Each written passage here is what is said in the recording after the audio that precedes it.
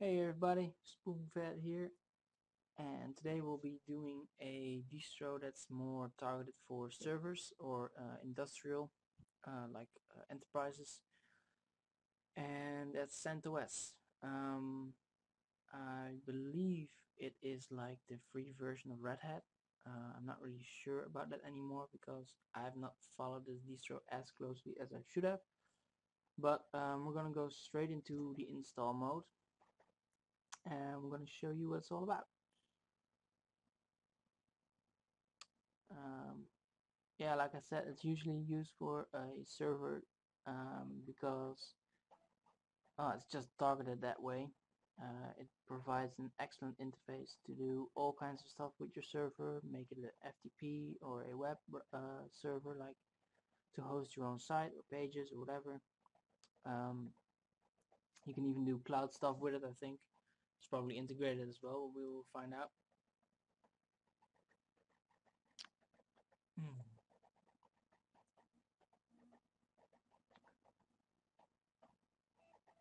And yes, the noise you are hearing is from my DVD reader, DVD-ROM, whatever it's called. Because this one is again from Linux Format Magazine. That's the easiest way for me to do all these distros. Otherwise, I have to download them and have to start them up, and God knows what else. There's even a new one in here that I will be doing. If you have the latest issue, you already know which one it is. But it's called Chakra Linux or Chakra. I don't know how to pronounce it correctly. I think it's called Chakra, but and that's something I've never heard of, or never heard of before. It is KDE, so let's find out. Let's hope it's a pleasant surprise like Magia was. Right now, this one is loading a lot of stuff. My God, and it's verbose to that as well. Oh, remind me later. I'm not sure if I'm gonna do CentOS in my or keep CentOS in my like distro list. Um, to explain things with. We have to find out. I have to make a decision on that still. I will be doing distros that have command line interfaces only as well. I will be doing Debian. I will be doing Slackware. I will be doing which one? There's another one, Arch Linux. Arch Linux is optional or for having a command line interface, but still. So here it is, Community Enterprise Operating System, meaning it's targeted for uh, like businesses that want to do a lot. I'll also be doing a scientific Linux as well, by the way. So just click next. English or choose language whatever what you want. I will be choosing US International. Basic storage, yes, sirree, Bobby. Really nice. Host name, fine with me. Time zone. Oh, I wish I was in Paris right now. Root passwords. I must type in a root password. You must. I don't want to. It's not based on dictionary word. They keep saying that every time. You just use all the space, go for it. I changed to disk. I'm sorry if I take these steps too quickly. There's not much to it. Every time I do this, it's the same steps every time. First off, you choose your language, then you choose your keyboard layout, then you select which drive you want it to be on, what you want to do with that drive, and then you select the time zone, or sometimes time zone comes later, and that's basically it. So there's not really much to it. If you check out my video on Ubuntu, I will do everything very detailed and stuff like that. And right now there's the usual phase of copying stuff, installing stuff, extracting, and then installing, configuring, God knows what else. Uh, I've been thinking about doing a run of distros for like older computers. I already did the minimalistic ones. I did the small distro trilogy, which featured Damn Small Linux, Puppy Linux, and Tiny Core. But there are also like distros targeted specifically for older hardware, like older computers that can run them. KDE is not one of them. GNOME is not one of them, but XFCE, for example, is. That's one that's targeted for older hardware.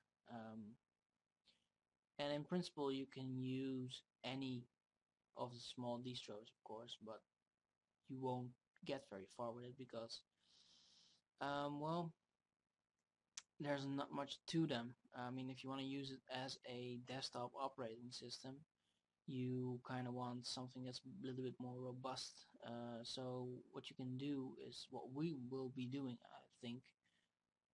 No, that's yeah, I'm not sure yet actually. I was thinking about doing Arch Linux and then making that into a like distro targeted for older computers. But I have another better idea, I think, because I found out that you can customize your own distros nowadays, and you can also make a Linux from scratch, and I think I will be doing that one for the older hardware. That's pretty cool. Yeah, that would be cool. So yeah, so as you can see, there are lots of things you can do with Linux. It's so interesting, it's so creative, it's innovative, it's fun to do different distros. At least for me, it's fun. I like, quite like it to boot up or install, like what I'm doing right now.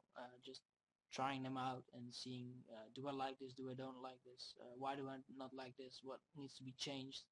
If I were to make one, what would I do then?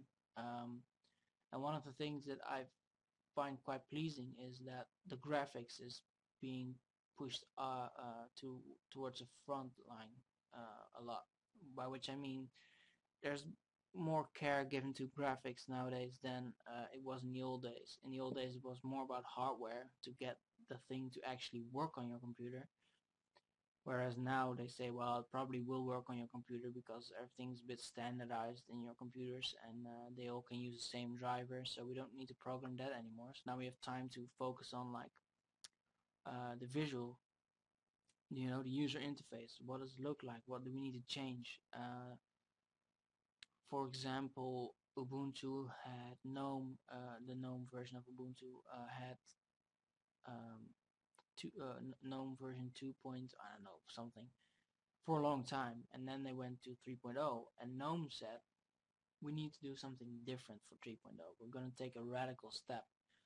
And Ubuntu did that, and in which, they usually say, if it isn't broke, don't fix it, but if it isn't broken, don't fix it. But it wasn't necessarily broken, but there was still stuff to enhance about GNOME 2.8, I think it was, and the whole thing, or the whole style of Ubuntu. And right now, I'm very fond of it. They made it more minimalistic, which I will show you. Don't worry, what it looks like. But it's very minimalistic, but yet it's surprisingly efficient and pleasing to the eye. Actually, it doesn't look, because you can have minimalistic and then there's just nothing there.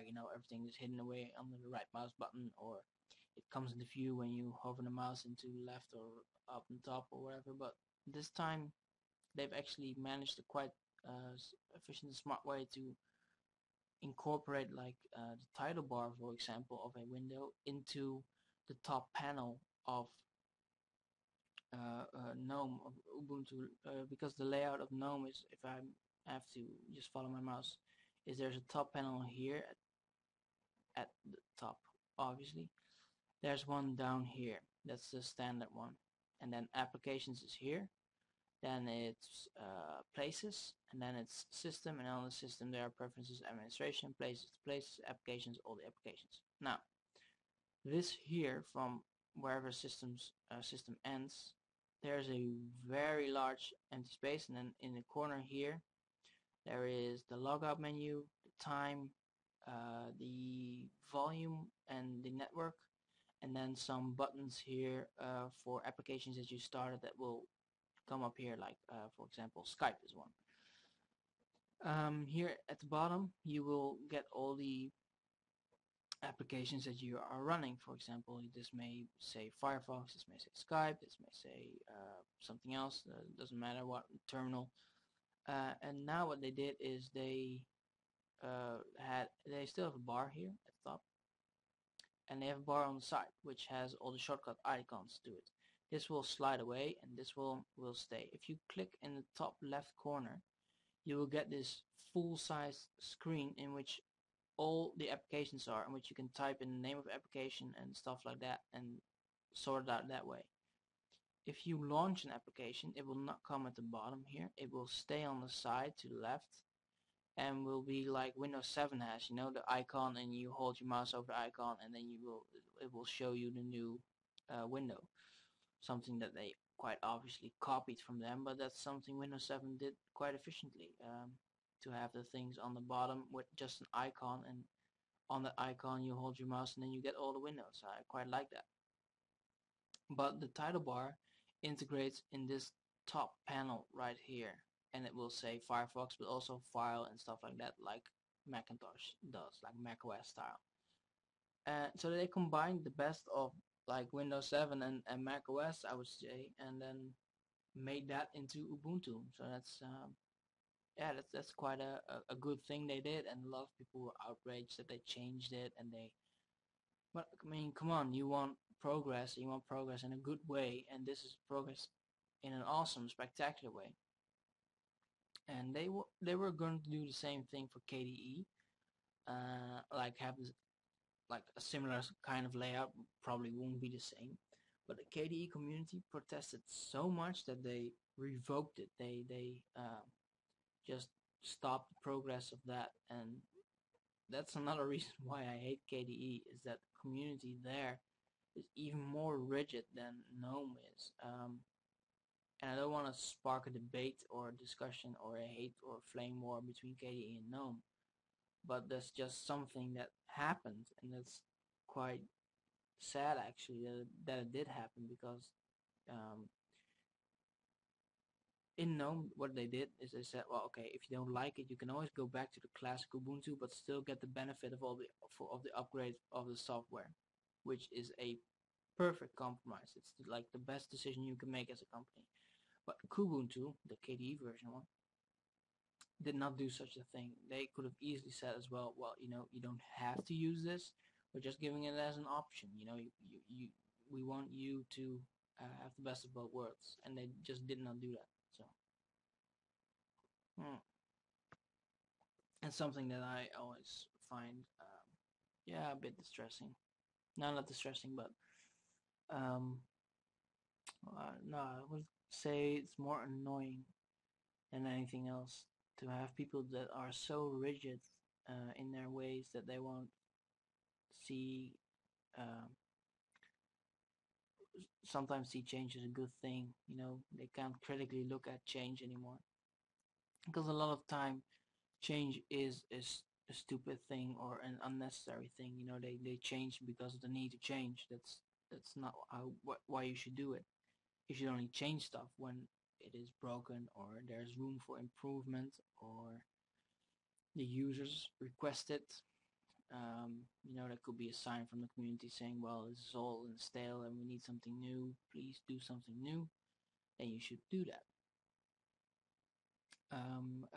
A good case I still know, which totally screwed up where I live, is the educational system.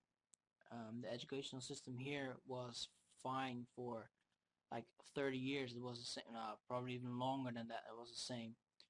And then they decided, like a year, yeah, in the same year I got like the change. They decided to implement a different structure. The structure used to be that the highest level of education had 7 subjects to take an exam in. The second highest had 5, and the third highest had 4. I think it was like that. I saying that correctly? Yes. So, and I did the highest level education, so I already picked out my 7 subjects when I was in elementary school. And then I got to high school.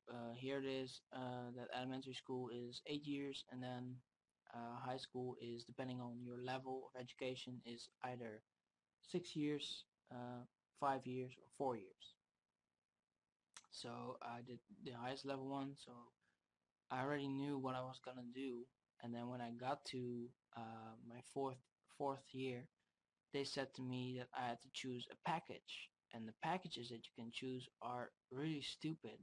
Plus, the packages hold like, I don't know, 12 to 14 subjects, where it used to be 7.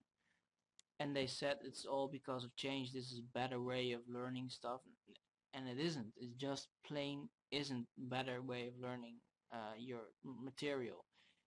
You know, if you want to learn your material better, you should have less subjects so you can delve even deeper into the matter, the substance of or the content, than having more subjects to just dilute it. I had a chemistry teacher, and he said, well, you can cross out the pages that we don't need to do. Okay, we don't need to do this whole chapter. We don't have time to this whole chapter. We don't have time for this whole chapter. This is very interesting, but we're not going to do it. Cross it out. And I had like to cross out 7 chapters of a total of 12 or something. It was that insane. He just didn't have the time because it was taken up by, I don't know, subjects like, we have one that's called, it's called, uh, it was like arts, and it was creative and arts, something like that. And then the teachings of it was supposed to be, it's the same as like art history or drawing, but then something everybody needs to take. So it needs to set the bar real low and really like talk about nothing actually. It's done. Reboot. And that's the most horrible subject I've had. And you had to go, well, one thing they did was you had to go mandatorily go to like 3 plays or 3 something with art, like either a theater show or music performance or a gallery or whatever, what you want, exhibition, and write reports about that.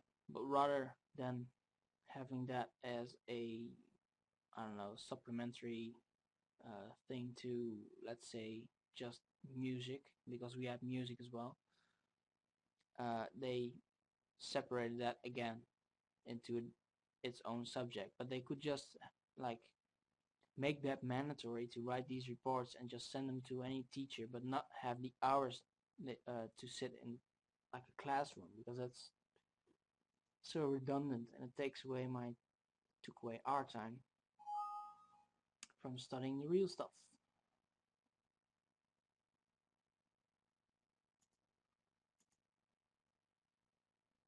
Oh yeah, of course, I already know what happens.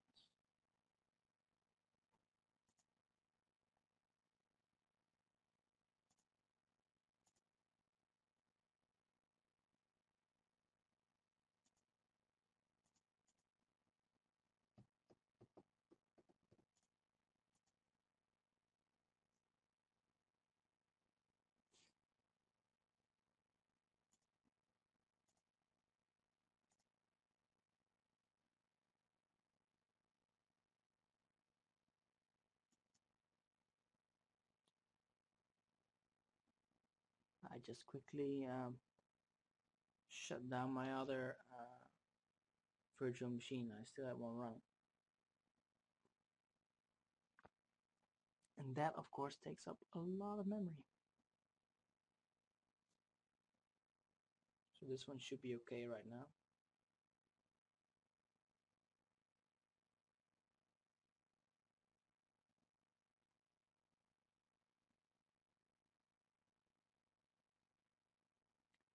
Just gonna reboot it.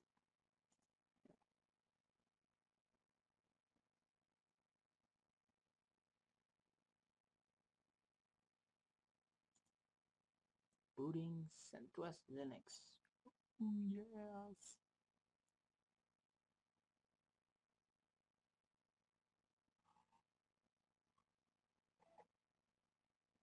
There we go.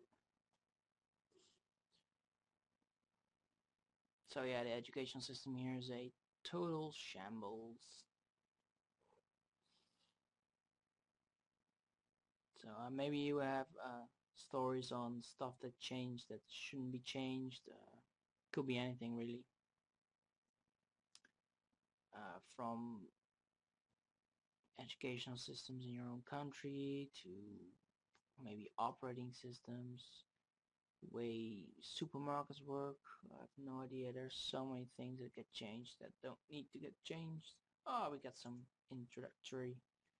Yes, I agree. Of course, I agree. Username.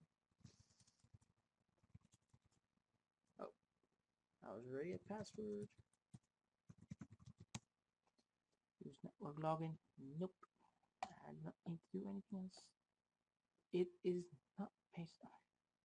They should really remove this. I mean, if I ever see that word in a dictionary, then I will personally publish it here. Yeah, time is fine. Insufficient memory to configure kdump. Alrighty then.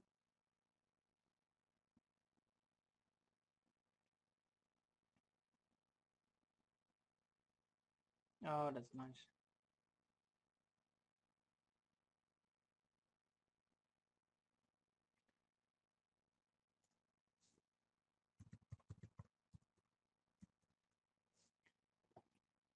And here we're booting up. We're booting up. We're booting up. We're booting up. Oh, something else. OpenSUSE is being used a lot. I will be doing the distro as well, but that's being used a lot in like offices as the standard like office distro. And I'm totally clueless as to what that is, why that is. I have no idea. I mean, it's not the best distro for that. There are plenty of distros you can use to do just that, like here, Office. Everything is in here. Oh, you can just use CentOS as well. But that's me. Let's see, preferences, monitor. Display it's called. Sometimes it's called display, sometimes monitor. Depends. Apply. Keep this. Alright, so this is CentOS. Something that just works pretty awesomely. There are so many things in here. It's insane. Loads of games. It's really a jam-packed distro actually. There's a lot of stuff from everything. Like there's a lot of whichever one you open up here, you can see it just has it. You know, here like stuff like this, IP telephony and video conferencing. Most of the time, this is not in here. The Office is pretty minimal. It's just the same. Programming. We have sound in here and some system tools. I will show you what the browser looks like so you can get a like sort of feel for it.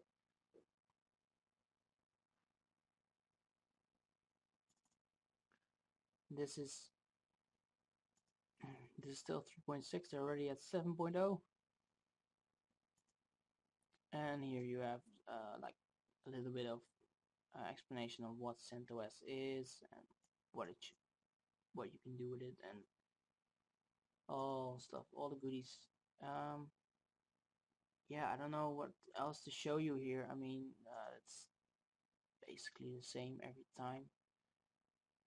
You can have a like quick go through this to see what everything does, but like here it says text editor, for example, or this one is a hex editor, or what is this?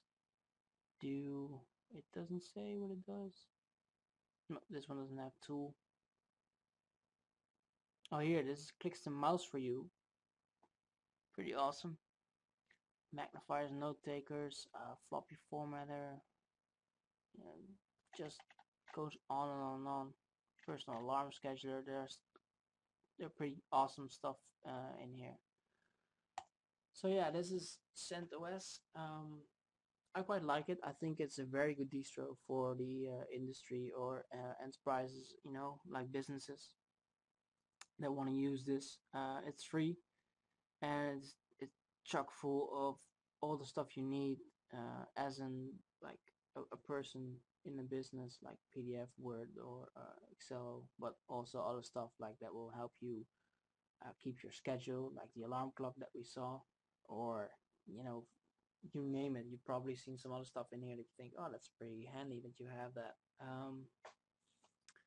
So yeah, that's it for me. This is CentOS, and see you next time.